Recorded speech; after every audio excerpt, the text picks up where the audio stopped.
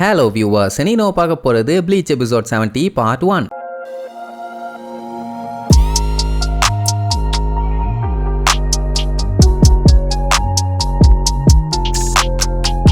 Open பண்ணா போன பார்ட்ல நம்ம இச்சுகோ புசிங்கி சாக வேண்டியது ஜஸ்ட் மிஸ். நம்ம ரூக்கியா கரெக்டா வந்து காப்பாத்திட்டான். அறிவு கட்டவனை என்னடா சண்டை போடுற, சீக்கிரமா எந்திரி அப்படின்ட்டு திட்டுவான். அந்த டைம் அந்த கோத்தேங்கிறது மறுபடியும் ஃபயரை வச்சு அட்டாக் பண்ணும். இச்சுகோ அவன் ஸ்வாட வச்சு அந்த ஃபயரை அட்டாக் பண்ணி எஸ்கேப் ஆவான். ரூக்கியா பாத்தீங்கன்னா அங்க இங்கன்னு ஓடிட்டு இருப்பா. அந்த டைம் அந்த யோஷினோ விடாத அவங்கள அழிச்சிருன்னு கத்துவாளா. அதுவும் ஓகேன்னு சொல்லிட்டு அதோட பவரை பயங்கரமா எடுக்கும். ரூக்கியாக்கு என்ன பண்றதுனே தெரியல. ஏன்னா இந்த மாதிரி ஒன்னு அவ லைஃப்ல அவ பார்த்ததே இல்ல. சரி எதுவா இருந்தாலும் ஒரு கை பாத்துடலான்னு அந்த ஃபயர் பவரை தடுக்கிறதுக்காக ரெடியா நிப்பான். ஆனா அது பெரிய சைஸ்ல ரெடி பண்ணும். அவ்வளோ பெருசுக்கு வந்து அடிச்சதுன்னா கண்டிப்பா ரெண்டு பேரும் பொசுங்கிடுவாங்க. என்ன பண்ணலான்னு பதறிட்டு இருக்கும் போது திடீர்னு ஏகப்பட்ட பாம்புங்க வந்து அந்த கோத்தேவோட பாடியை லாக் பண்ணும். அவ்வளவுதான் அந்த உருவம் அங்கேயே காணாம போயிடும். ஆனா என்ன லாக் பண்ண அந்த பாம்புங்க எல்லாமே இரும்பா மாறிடுச்சுங்க. யாரா அதுன்னு பார்த்தா புதுசா ஒருத்தனோட என்ட்ரி. அவன் அவளை பார்த்துட்டு என்ன யோசினோ பர்மிஷன் இல்லாம சுத்திட்டு இருக்க, எப்படி எல்லாம் வரக்கூடாதுன்னு உனக்கு தெரியாதான்னு சொல்லுவான். அப்ப இச்சுகோ பார்த்துட்டு நீயும் பவுண்ட் தானா, எதுக்காக இந்த மாதிரி எல்லாம் பண்ணிட்டு இருக்கீங்கன்னு கத்துவான். உடனே அவன் முறைச்சுக்கிட்டே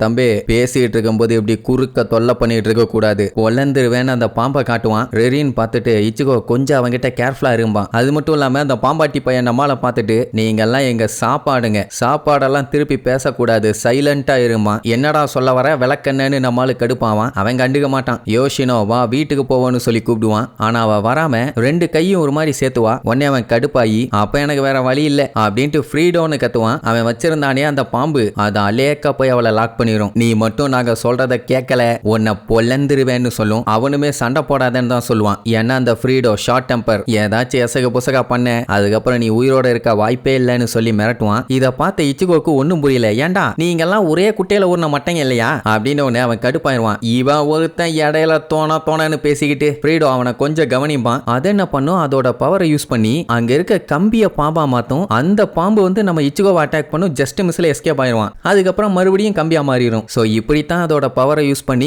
எதை வேணாலும் பாம்பா மாத்தி அதோட எனிமீஸ் எல்லாம் அட்டாக் பண்ணுது. இந்த மாதிரி புதுசா பவர்ஸ் எல்லாம் பார்த்த உடனே நம்மால ஷாக் ஆகி என்ன தாண்டா பவுண்டோட பவர்ஸ்ன்னு கேட்பான். இங்க பாரு தம்பி, சிங்கமும் பண்ணியும் ஒரே டேபிள்ல உட்கார்ந்தா அப்புறம் சிங்கத்துக்கு என்னடா மரியாதை, உங்ககிட்ட பேசிட்டு இருக்கலாம் எனக்கு டைம் இல்ல, அதனால நான் கிளம்புறேன்னு அவளை தூக்கிட்டு அங்க இருந்து வேகமா கிளம்பிடுவான். நம்ம ஆளுகளுக்கு என்ன நடக்குதுன்னு ஒன்னும் புரியல. கரெக்டா அந்த டைம் அங்க சேடும் ஒருகிமையும் வந்துருவாங்களா. நீங்க இங்க என்னடா பண்றீங்கன்னு கேட்பான். அவனை ஃபாலோ பண்ணி தான் இவங்களும் வந்திருப்பாங்க. அவன் தான் ஆல்ரெடி குடோன்ல ஒருத்தனை போட்டு தள்ளினது. இந்த மேட்டரை இச்சுகோ கிட்ட சொல்லிட்டு இருக்கும்போது ரூக்கியாவை பாப்பாங்க. அவ்வளவுதான் நம்ம கோனுக்கு சந்தோஷம் தாங்க முடியல. ரூக்கியா உங்ககிட்ட இல்லையா நோக்கியா, காலே பட்ட புள்ளையே அப்படின்ட்டு பாஞ்சு வருவான். தரையில போட்டு மிதின்னு மிதிச்சிருவான். ரூக்கியா நோக்கியான்னு கிண்டலாடா பண்ணிட்டு இருக்கேன்னு. அந்த டைம் ஒருகிமே வந்து கட்டி பிடிச்சி ரொம்பவுமே ஃபீல் பண்ணுவான். ஏன்னா திரும்பி அவளை பார்க்க மாட்டோமோன்னு நினைச்சிட்டு இருந்தா ஒரு வழியா பார்த்துட்டான். அது மட்டும் இல்லாம அவ போட்டிருக்க ட்ரெஸ் இஷிடா ரெடி பண்ணி கொடுத்தது, அதுவுமே உனக்கு ரொம்ப சூப்பரா இருக்குது, நீ வந்ததை நம்ம ஸ்கூல்ல வேற லெவல்ல செலிப்ரேட் பண்ணலாம் அப்படி இப்படின்னு அவ பாட்டுக்கு பேசுவா. ரூக்கியாக்கு என்ன சொல்றதுன்னு தெரியல. இச்சுகோவுக்குமே அவளை மறுபடியும் இங்க பார்த்ததுல ரொம்பவே சந்தோஷம். அதுக்கப்புறம் ஒரு பார்க்குக்கு போய் ரூக்கியா ஏன் வந்தா எதுக்கு வந்தான்னு கேட்டா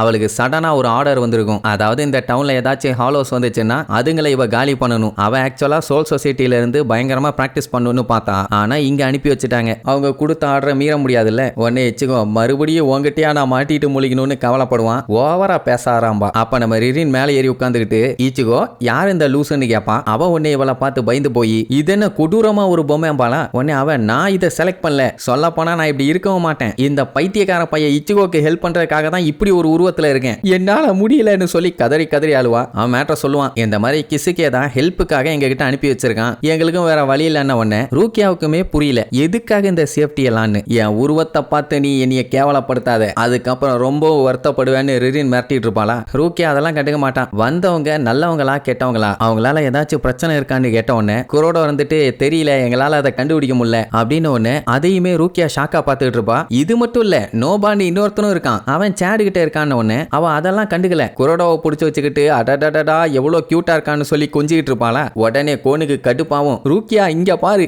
என்ன மாதிரி ஒரு அழகனை விட்டுட்டு அந்த அரகுர மட்டையனை புடிச்சு வச்சுக்கிட்டு இருக்க, இங்க வாமா இங்க வான்னு புலம்பி தள்ளுவான்.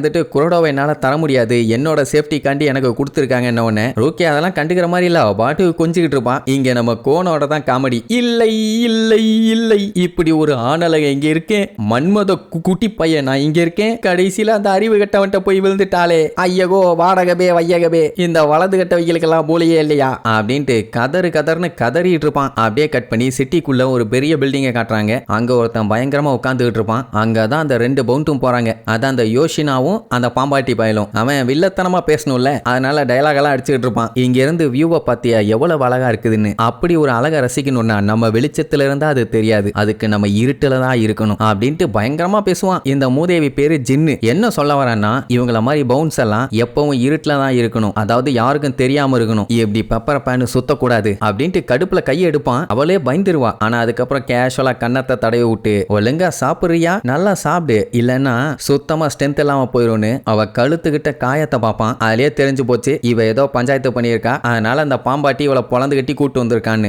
மறுபடியும் இந்த மாதிரி பண்ணாத, உன்னோட பொசிஷன் என்னன்னு முதல்ல தெரிஞ்சுக்காம்பான். அப்ப அந்த பாம்பாட்டி பைய பார்த்துட்டு, இவளை பாத்துக்கிறதா எனக்கு பெரிய தலைவலியா இருக்குதும்பா. அவளுக்கு கட்டுப்பாயிரும். உடனே ஜின்னு இருந்துட்டு, சரி சரி இவளை கொஞ்சம் பார்த்து பத்திரமா பாத்துக்க, இனி இப்படி எல்லாம் முரட்டுத்தனமா நடந்துக்காதம்பா. அவனும் சாரி சாரும்பா. அப்புறம் யோசினோ கிட்ட, பட் நீ இப்படி பண்ணதுக்காக நான் மன்னிக்க மாட்டேன்பா. அவ செம கான்ல, ஓ மன்னிப்பெல்லாம் எனக்கு எதுக்கு, இனிமேட்டெல்லாம் ஆர்டரை கேட்டுட்டுலாம் என்னால இருக்க முடியாதும்பா. அப்போ அந்த வில்லப்பைய கேஷுவலா, நீ ஒரு முட்டாள், உனக்கு என்ன பண்ணும் ஏது பண்ணுன்னு கூட ஒழுங்கா தெரியாது, உன்னை ப்ரொடெக்ட் பண்ணுவேன்னா நான் இதை பண்ணித்தான் ஆகணுங்கும் போது அவன் ஒரு பொருள் எடுப்பான். உடனே அவ கையை நீட்டி என்னமோ பண்ண போவா. ஜின்னு இருந்துட்டு, வேண்டாம் அதை பண்ணாத, நான் உன்னை ஹர்ட் பண்ண விரும்பல. என்ன ஒண்ணு கொலவெறியோட ஒரு லுக் விடுவா. அதுக்கப்புறம் அவளை கூப்பிட்டு போய் ஒரு ரூம்ல போட்டு அடைச்சிருவாங்க. இங்க பவுண்டுக்குள்ள ஏதோ பஞ்சாயத்து போயிட்டு இருக்குது போல. அது என்ன ஏதுன்னு அடுத்தடுத்த எபிசோட்ல பார்க்கலாம். டாடா.